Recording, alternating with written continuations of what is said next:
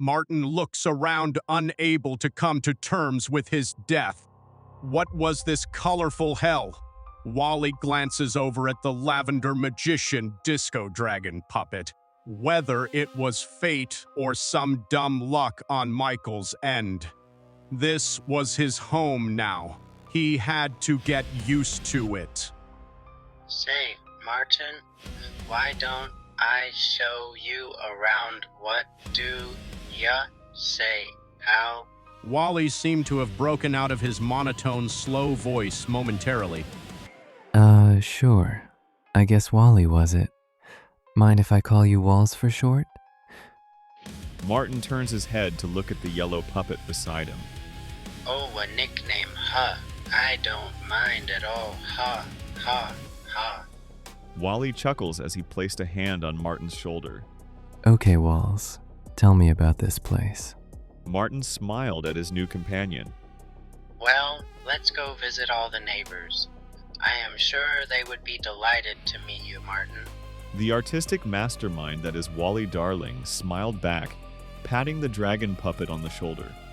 Now mind you, Martin was only a few inches shorter than Wally, standing at exactly 2 foot 9 inches tall, or 11 apples tall in height.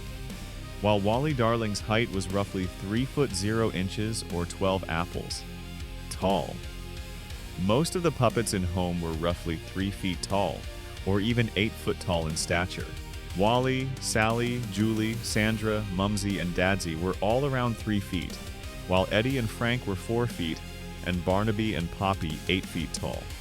Needless to say, just because Martin was slightly shorter in height than the rest of the neighbors didn't mean he couldn't fight.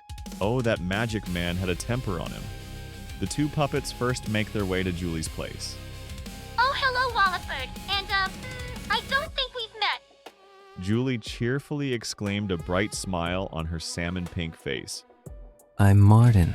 Martin Magic. Pleased to meet you, and you are? The lavender puppet brushes his indigo pompadour back with his hand. Oh, silly me. My name is Julie Joyful. It's nice to meet you, Mr. Magic. Julie smiled at the newcomer. Walls is showing me around. I am new to town. Martin takes off his magician's hat and tips his hat to the rainbow monster lady. Oh, well, have fun, boys. We will, Julie. Come, Martin. There is much to see, ha? Ha ha. Wally grabbed Martin's hand, pulling him away from his new acquaintance. Goodbye, Walliford and Marty. Julie called from on the hill. The two gentlemen were already on the road, heading to the next neighbor. Marty. Huh, that's new. Well, I guess that's my nickname. Martin thinks to himself as he and Wally head to their next destination, Frank's house. Now, while the incredibly smart and sophisticated bookworm that is known as Frank Frankly was somewhat of a grouch, he rarely smiled. But he was fond of his insects, so he could tell you all about them. What do you need? Wally, can't you see I'm busy? The gray puppet man furrowed his unibrow. Hello, I am... Mart. The disco dragon puppet begins to speak, but is cut off rather rudely by Frank. I know I'm aware. Wally just said your name. Frank frowned, rolling his eyes at the magician. Let's go. There are much friendlier neighbors to meet. Wally pulled Martin away before he had a chance to protest. Note to self. Frank, frankly, is a jackass and a total dweeb. Got it. Martin rolled his eyes at the frowning gray puppet, whom has gone back to looking at insects in his garden. The sun was shining brightly as the two puppets continued their quest to the next neighbor, which happened to be Barnaby B. Beagle, the giant blue clown dog puppet. A real comedian, that one. So where are we headed, Walls? Martin asked, his curiosity getting the better of him. We are going to go see my best friend, Barn. I have to warn you, though, Martin, his jokes can be a bit much. Wally looked at his companion, whom he is still holding hands with as they walked. What do you mean by that, Walls? The dragon puppet raised his eyebrow. You will see when we get there. Ah, here we are. Wally brushed off the lavender puppet's curiosity with a shrug. Wally knocks on Barnaby's front door. There is a loud crash followed by a clown horn from inside the doghouse. Whoa! Barnaby howls as all his comedic gags fall on top of him from inside the closet. Poor dog, he was having a rough day. Be there in a minute. The Blue Beagle opens the door to see his tiny yellow companion, his best pal, Wally Darling, and a new lavender-hued puppet he had never seen before. Are you all right, Barn? What was that loud crashing we just heard? Wally looks at Barnaby, his eyes wide as he stared directly into the soul of Barnaby. Beagle, kinda unsettling how he just stared. Holy shit, you are huge, man. Martin's eyes widen in complete shock and awe of the massive blue dog puppet Wally gives Martin's hand a squeeze to keep him from swearing. Oh, hey there, little buddy. Who's this new fella you got with you, kid? Barnaby shakes the confetti off his head.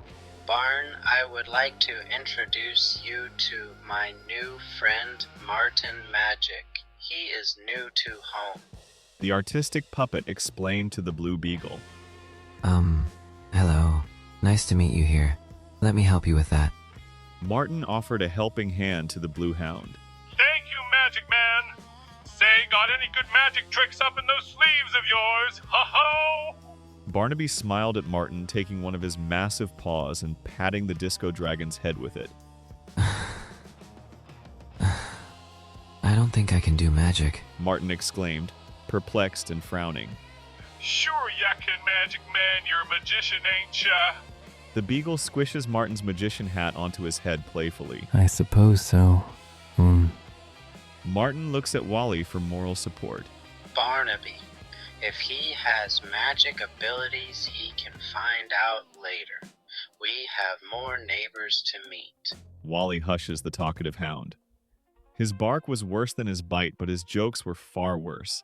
They could make a dad groan. Oh, the horror of dad jokes. Wally drags Martin away once more, continuing their long neighbor journey. Walls, can I ask you something? Martin looks at the yellow puppet man as the two of them walked.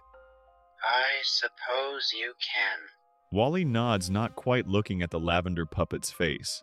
How come, when it's just us, you seem to talk? I done knew normal. Martin shrugs with a sigh. Don't let anyone else know about this, but it's just acting. I do it on purpose. Wally looks directly into Martin's black pupils. So wait, you act monotone on purpose? The dragon's eyebrows lift out of intrigue. Yes, Martin. Wally sighed as they head towards the direction of Sally Starlet's theater. Now Sally, bless her bright and twinkling soul, was always trying to get the others to act in her plays, especially Wally, whom seemed rather bad at acting or didn't seem to understand the concept. No, my darlings, he understood everything. All right, he had been an actor when he was still human. Oh, the humanity, the gall of it all. Oh, hello! Wally Ford! And you, purple one! Sally Sarlet gave a theatrical bow to her friend, Wally Darling, and the stranger, Martin Magic. Hello, Sally. This is Martin Magic. He is new here. You see, I am taking him on a tour to meet everyone. Ha ha ha. Wally pushes Martin towards the yellow star-headed puppet. Oh, how marvelous! How magical! Sally beamed brightly like the star she truly was. Pleased to meet you, Miss Sally. Martin spoke quietly as he was starting to feel a wee bit peckish from all that walking. Likewise, Mr. Magic. Would you like to be in my next play? Sally smiled as she looked at the magician. I'll think it over. Martin waved his hands and shook his head. Splendid! The star puppet twinkled with unadulterated glee. Come on, Martin. We still have 4 more neighbors to meet. Wally pulls the magic man away from the theater puppet. 4 more neighbors. Oh my god, this was turning out to be a long first day of Michael's afterlife. The next neighbor they meet is Sandra Sunnydays, Miss Days, owned one of the local hospitals and home. She had light, peach skin and blonde hair, a red triangular nose wearing a black-topped yellow poodle skirt dress, blue jade earrings, bracelets, blue eyeshadow that matched her jewelry, a blue scarf and yellow bow headband with blue polka dots and yellow kitten pump heels. She had a sunny disposition about her. Some might even say angelic, for her voice was soft like the petal of a sunflower, or a gentle ray of the sun. Wally and Martin stop in front of Sandra's light yellow mansion. On the front, a golden sun, the shutters, a light blue, her front door, the same light blue and her curtains blue with golden lace trimmings. Oh, this was a luxurious home to say the least. Wally knocks on the door, and Sandra, bless her, Sunny Heart, opened the door. Oh, hello, Mr. Darling. It's a pleasure to see you, darling. And whom might this handsome man be beside you, dear? Sandra smiles at the artist and takes notice of Martin, whom is in fact standing at Wally's hip. Wally hadn't let go of his lavender captive yet. Oh no. This is Martin Magic. He is new to the neighborhood. I am taking him to meet all our friends. Wally pulled Martin closer to himself, almost as if he was being possessive. No, could it be? Only time would tell. It's nice to, meet you, Miss Days. Ni, ow, walls. Martin winces as Wally's grip on him tightened. What was this yellow puppet man's deal anyhow? Why was he being so aggressive? We best be on our merry way. We have 3 more friends to meet, Martin. Before Martin has a chance to respond, off they go again, this time to the local post office where Eddie Deer, the local orange postman, resided and for some unknown reason seemed to live there too. The artistic puppet dragged the poor, helpless disco dragon into the post office. Oh, why? Hello, little buddy. Who do you have there? Eddie Deer looked over the counter to see a very disheveled Martin being held captive by the yellow artist. This is my new pal, Martin Magic. He is new to home. I have been giving him a grand tour. Ha ha ha. Isn't he just the most? Wally pushes the dragon puppet forward, nearly knocking the poor man over. Hey there. Martin's face became flush with embarrassment. Oh, Wally was enjoying every second of this, the yellow devil. He tried to pull away, but Wally only held on tighter. Sorry to cut our time short, but we have 2 more neighbors to meet. Come on, Martin. Wally said, his smile never wavering as he steered the dragon towards the door, leaving Eddie with his mouth agape. Poor dragon man. His feet were killing him. Oh, how he just wanted to go to sleep. Away, the 2 of them journey to Howdy Pillar's bodega. The local shop of the neighborhood. Wally drags the dragon inside, and Howdy Bless, his green buggy heart, greets them, the caterpillar waving too, of his 4 arms in greeting. What brings you here, Wally? And who is your little friend with you? Hello, Howdy. This is Martin Magic, my new friend I just met. I am taking him to meet the others. Wally's arm goes possessive around Martin's waist, his grip painfully tight, as if trying to keep the lavender puppet from blowing away, as if such a thing were even possible. Instead of an enthusiastic greeting, all the dragon can muster is a quiet, Hey. Well, we are off. He still needs to meet Home and Poppy. and with that away, Martin is dragged by the yellow puppet man once more. None of the other neighbors had gotten a chance to say goodbye to the new neighbor. What a shame. Wally takes Martin back to his house. Unlike the other houses, this one seemed to be alive. What in the world? Home, this is Martin. He is new here. Wally pushes Martin towards his sentient house home, creaking in response. The house couldn't talk in the traditional sense. However, Wally could understand him perfectly. Martin just stares into the eyes of the sentient house, unable to think properly. Wally then takes him to meet the final neighbor, the very shy feathered friend that is Poppy Partridge. Poppy, bless her, Feathers was outside a rare occurrence. One might add doing a bit of gardening. Ahem. Hello, Poppy. I have someone I would like you to meet. Wally clears his throat. Oh, my feathers! You scared me, Wally! Poppy exclaimed in surprise, feathers flying. Hey. Martin mutters, too tired to give a damn, which Wally takes notice of right away. Well, I suppose we have had enough social interaction for one day, come Martin. Wally pulls Martin away one last time. Walls.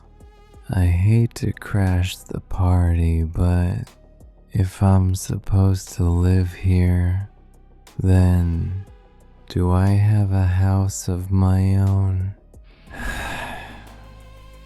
Martin sighs as his eyelids drooped from extreme exhaustion. Of course. How rude of me your place is. 4 houses down from mine. Let me take you there. Wally pulled Martin along once more to a small blue house that needed work, but hey, this was home, right? This won't do it all.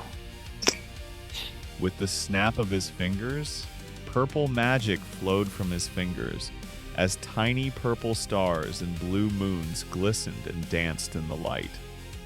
The blue house suddenly becoming a big blue haunted-looking mansion, a house fit for a magician. Wally's eyes widened with shock. What had he just witnessed? There was something mysterious about this magical magician man. Our sweet Wally would do anything to find out what made him tick. The silence was deafening. After all, he was the new neighbor on the block,